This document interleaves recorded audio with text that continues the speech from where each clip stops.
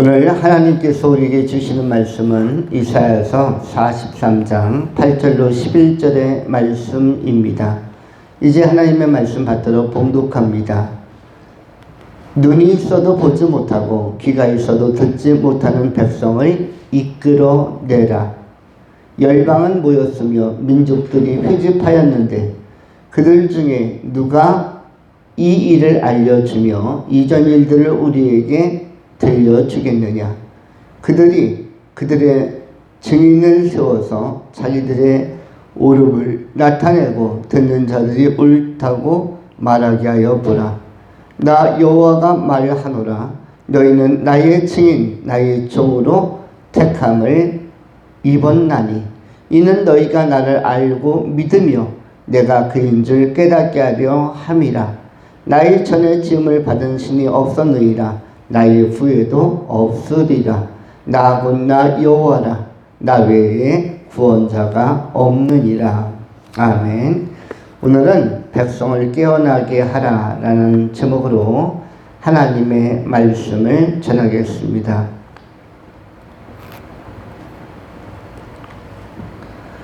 두 가지로 본문을 나누어 상고합니다. 첫 번째 생각하는 것은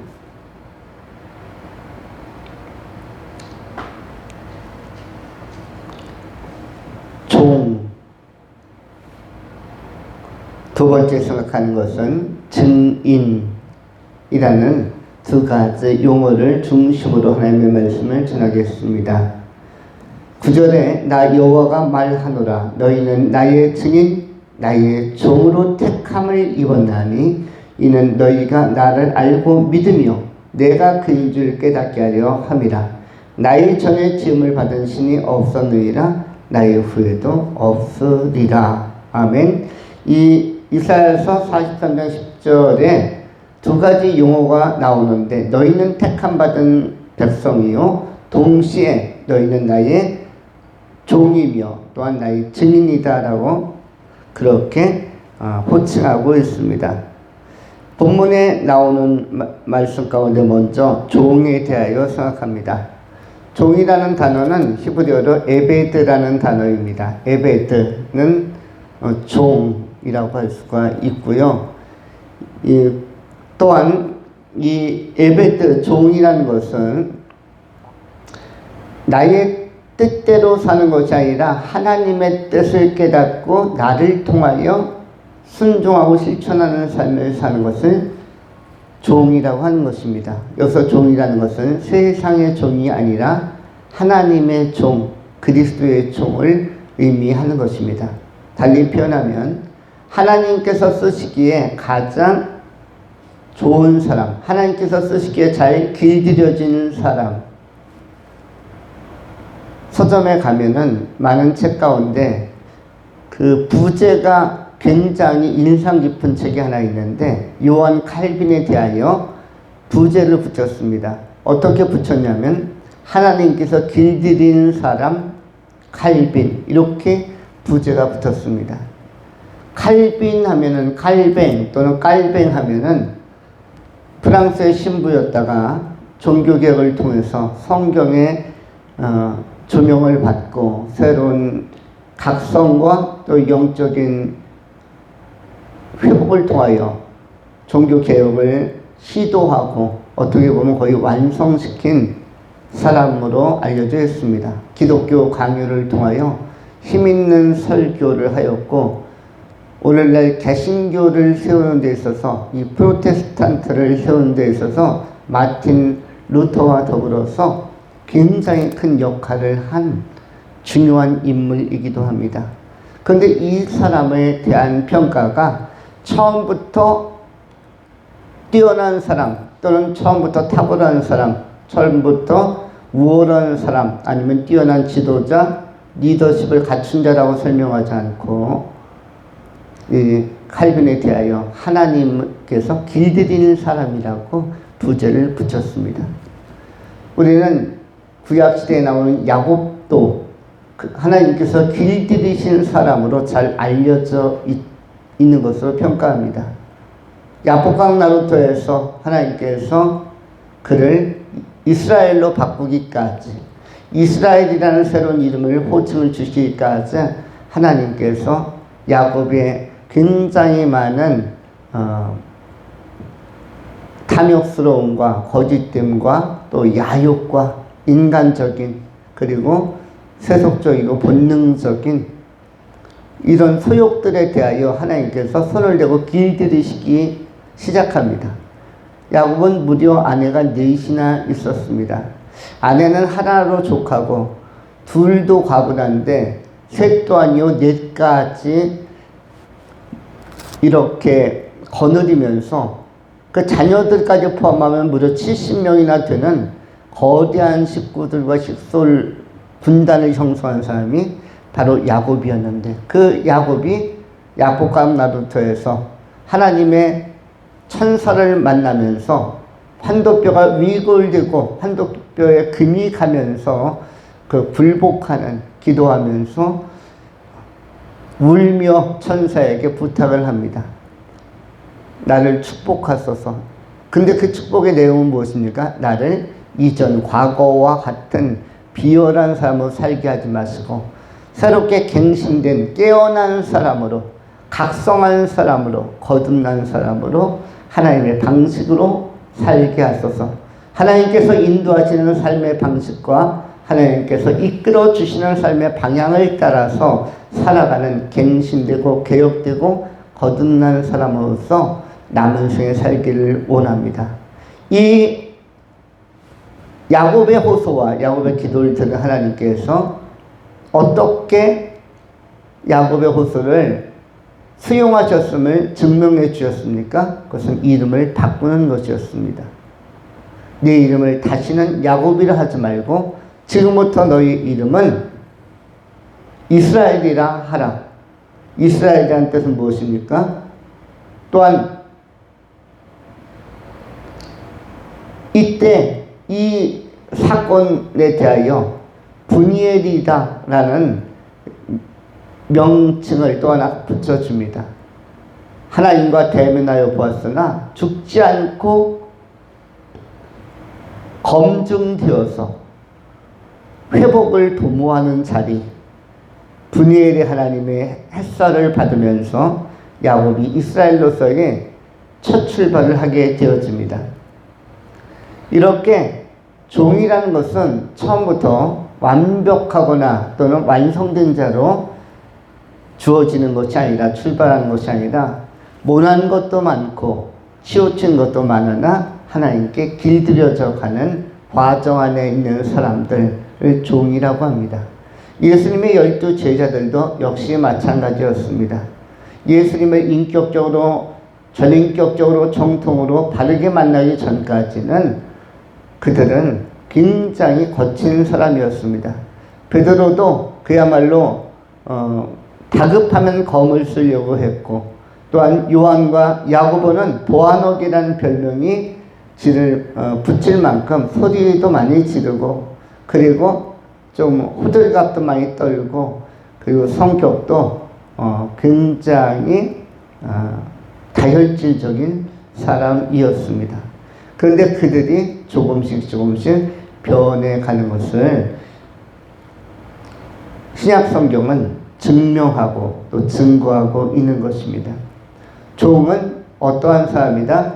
하나님의 영의 이끌림을 받아, 성령의 이끌림을 받아 하나님의 형상을 닮아가면서 조금씩 변화되어져가는, 어떠한 방식으로 이 세대를 본받지 않고 세상을 본받지 않고 성령에 이끌려서 예수 그리스도를 본받으며 하나님의 형상을 회복하며 긍정의 방향으로 조금씩 나아지는, 그리고 하나님의 뜻을 이루어가는 사람들을 종이라고 하는 것입니다. 이 에베드에 대하여 하나님은 이러한 종을 선택했다라고 말씀하고 있습니다. 10절 나 여호와가 말하노라 너희는 나의 증인 나의 종으로 택함을 입었나니. 이 종은 누구에게 주어지는 사건이냐면 택함받은 사람에게만 그리스도의 종으로서의 신분과 지위와 길이 제시되는 것입니다. 택함받지 않은 사람들은 종으로서의 길을 알지 못하고 종으로서의 기회가 주어지지 않기 때문에 자기의 방식대로 살게 되어집니다. 자기 방식이라는 것은 뭐냐면 치우침의 방식입니다. 우리는 편향이라는 단어를 쓰죠. 좌편향, 우편향. 근데 편향적 사고, 편향적 철학, 편향적 관념이 바로 종의 길을 걷기 전에 상태라고 할 수가 있습니다. 하나님께 길들여진 사람은 세상적으로 편향 기울지도 않고 선입견에 의해서 편향 기울지도 않고 여호수아서 1장 5절로 9절에 나온 것처럼 우로나 좌로나 치우치지 않고 좌로나 우로나 치우치지 않고 균형과 중심을 잡는 것, 이것이 바로 종으로서의 자질이라고 할 수가 있습니다. 우리는 경험적 철학 내지는 어떤 관념, 사변적 철학 내지는 초도현상에 의하여 우리가 어릴 때 또는 성장 과정에서 각인되어진 어떤 사건에 의하여, 정보에 의하여 좌우되는 경우가 굉장히 많습니다만 이것을 극복하고 우리는 하나님의 말씀 안에서 다시금 균형을 잡아가야 할 것입니다. 종은 오직 예수 그리스도만 따르는 자요, 살아도 주를 위하여 죽어도 주를 위하여. 사도 바울이 사도행전 9장에서 이 편향을 벗어냅니다. 편견을 벗어냈죠. 그것이 무엇입니까? 그 눈에서 비늘이 떨어지는 사건이었습니다. 예수 그리스도의 종은, 하나님의 종은 이 비늘, 편견과 또 고정관념을 벗겨내는 사람들이 바로 그리스도의 종이 되는 것입니다. 유대인들과 12사도가 다른 것은 유대인들은 이 편견을 벗어내지 못했습니다. 심지어 누구조차, 가론 유다조차 이 편향과 편견을 벗어내지 못하니까 그리스도를 육체대로 알아서 그가 결국은 예수 그리스도를 제대로 만나지 못하고 영접하지 못하고 동시에 거듭나지 못하고 예수 그리스도를 은 30냥에 팔아버리는 이 죄과를 범하게 된 것입니다. 우리는 그리스도 예수의 종으로 선택받은 자로서 이 편향을 벗어나서 바른 중심 속에서 누가 봐도 옳은, 하나님께서 보셔도 옳고 사람이 봐도 옳은, 내가 봐도 옳고 남이 봐도 옳은 그러한 판단과 그러한 지혜와 그런 선택 안에서 하나님께서 인도하시는 길로만 올곧게 걸어가는 그러한 사람들이야말로 좁고 착한 길도 넉넉히 감당할 수 있는 아름다운 그리스도의 제자들이 될 수 있고 진정한 예수의 종들이 될 수 있는 것입니다. 귀한 종으로서의 영광스러운 길을 경주해 가는 승리자들이, 지혜자들이 다 될 수 있기를 축원합니다. 두 번째로 증인이란 단어가 나옵니다. 오늘 본문 말씀 10절로 11절, 나 여호와가 말하노라 너희는 나의 증인 나의 종으로 택함을 입었나니 이는 너희가 나를 알고 믿으며 내가 그인 줄 깨닫게 하려 함이라. 나의 전에 지음을 받은 신이 없었느니라 나의 후에도 없으리라. 나 곧 나는 여호와라 나 외에 구원자가 없느니라. 이 말씀 가운데서 10절에 두 단어가 반복해서 나오는데 하나는 나의 증인, 또 하나는 나의 종. 너희는 나의 증인, 나의 종으로 택함을 입었노라 할 때 우리는 종에 대해서 먼저 설명했습니다. 종은 에베드라고 했죠. 그런데 증인은 에드라고 합니다. 에베드에서 백자를 빼면 에드인데 바로 원문에 나오는 히브리어 에드는 증인을 의미합니다. 증인이라는 것은 영어로는 위트니스라고도 표현하고 또는 우리가 마르투스 내지는 마르티스라고도 표현할 수 있습니다. 이 에이드는 무엇인가? 이 증인이라는 것은 두 가지의 단어의 의미를 가지고 있는데 첫 번째는 반복하다입니다. 반복하다. 두 번째는 증언하다. 반복하다. 무엇을 반복합니까? 하나님께서 맡기신 말씀을 또는 내가 만난 하나님을 반복해서 선언하고 선포하는 것입니다. 한 번이 아니라 두 번, 두 번이 아니라 세 번, 세 번이 아니라 네 번 반복해서 내 주변에 있는 사람들이 알아들을 때까지, 깨달을 수 있을 때까지, 깨어날 때까지 반복하는 것입니다. 우리는 복음을 전할 때 우리는 반복해서 하나님의 말씀을 전합니다. 우리가 한번 전했던 말씀, 또 설교 또한 그렇습니다. 우리가 성경의 말씀 가운데도 들었던 말씀, 선포되었던 말씀이 굉장히 많습니다. 그럼에도 불구하고 반복해서 읽고 반복해서 설교하고 반복해서 묵상합니다. 수십 년 전에 읽었던 말씀 다시 반복해서 읽고 수십 년 전에 암송했던 말씀 다시 회상하면서 음미하고 다시 묵상하고 그 말씀을 붙들고 기도하고 이 반복하다가 뭐냐면 증인이라는 의미입니다. 반복하다. 반복해서 복음을 전하고 우리 친구에게, 친척에게, 부모에게, 형제에게 또는 동료들에게 반복해서 전하는 것입니다. 지난주에 전했는데 이번 주에 또 전하고 작년에 전했는데 올해 또 전하고 만날 때마다 예수를 이야기하고 하나님의 구원을 이야기하고 우리 하나님 이외에는 창조자가 없는 줄, 우리 하나님 이외에는 구원자가 없는 줄 반복해서 선포하고 증언하고 증거하는 자가 무엇이냐면 바로 에드, 증인이라고 할 수 있는 것입니다. 또 한 가지는 무엇입니까? 반복하다와 증언하다. 증언하다라는 것은 뭐냐면 내가 만난, 나를 변화시키신 그 하나님을 가감없이 아주 자연스럽게 사실대로 이야기하는 것입니다. 거기에는 특별한 인공이 필요 없고 내가 생각하는 것, 내가 경험한 것, 내가 깨달은 것, 나를 변화시킨 그 하나님을 하나님의 의로우심과 오르심과 하나님의 언약과 약속을 그대로 전하는 것, 이것이 바로 증언하다입니다. 우리는 법정에서도 증언들이 많이 이루어집니다. 그 법정은 일반적인 사법부의 법정도 있고 또 헌법재판정 같은 좀 국가적으로 큰 증언대도 있습니다. 그런데 거기에서 증언은 어떻게 하는 것이 제일 좋으냐면 일부러 꾸며내는 것은 굉장히 위력이 없습니다. 이것은 뭐에 효력이 없다? 증인으로서의 증거 능력이 없는 것입니다. 거기에서 아무리 아름다운 말로 아무리 그럴듯한 논리를 구사하는 것은 의미가 없습니다. 무엇이 의미가 있는가? 그냥 사실 그대로 가감없이 이야기하는 것, 그리고 어떻게 이야기하는 것? 반복해서 이야기하는 것. 이것이 가장 중요한데 우리 하나님께서는 복음에 대하여 이렇게 반복해서 사실 그대로를 전하라고 말씀합니다.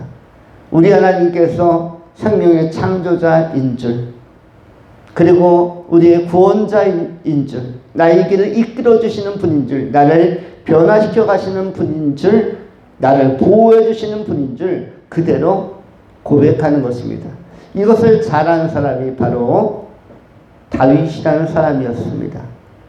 다윗의 시편은 하나님 앞에서 하나님의 사랑이 무엇인지, 하나님께서 다윗을 통하여 행하신 일이 무엇인지를 가감없이 진솔하게 반복해서 모든 시편에서 이야기를 하고 있습니다. 우리도 남은 생애 동안 시 150편 정도는 기록을 하고 또는 지을 수 있어야 될 것 같습니다.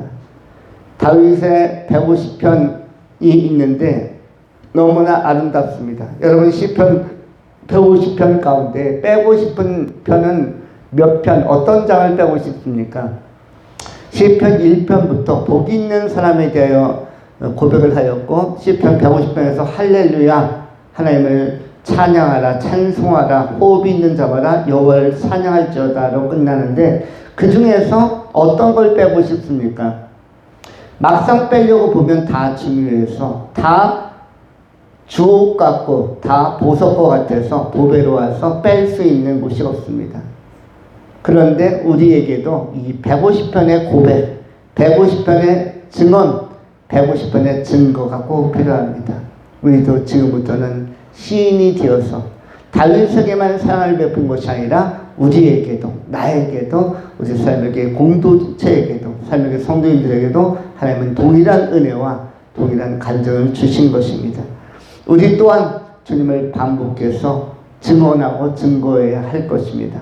법정에 선 사람들은 자신의 그 의를 주장하기 위하여 반복해서 증언할 것입니다. 그리고 그것이 효력이 있으려면 사실대로 이야기하면 좋습니다.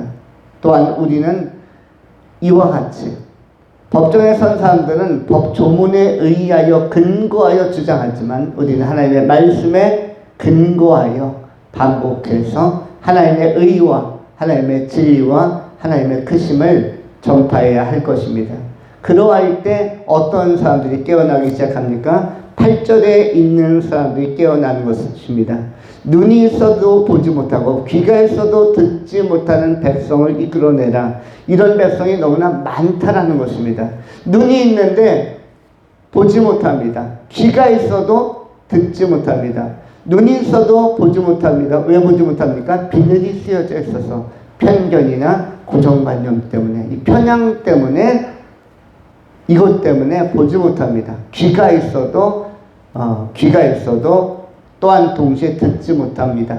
그런데 그러한 사람들에게라도, 달리 표현하면 복음의 귀를 막고 있는 사람들에게라도 우리는 끊임없이 반복해서 이 에드와 에베드의 사명, 종으로서의 사명과 증인으로서의 사명을 반복해서 설득력 있게 그리고 진실하고 진솔하게 증언해야 할 것입니다. 그럴 때 때가 되면 성령께서 역사하셔서 돌아올 자들은 돌아오고 회복될 자들은 회복되고 들을 자는 들으며 해방될 자는 해방되어지는 역사들이 일어나게 되는 것입니다.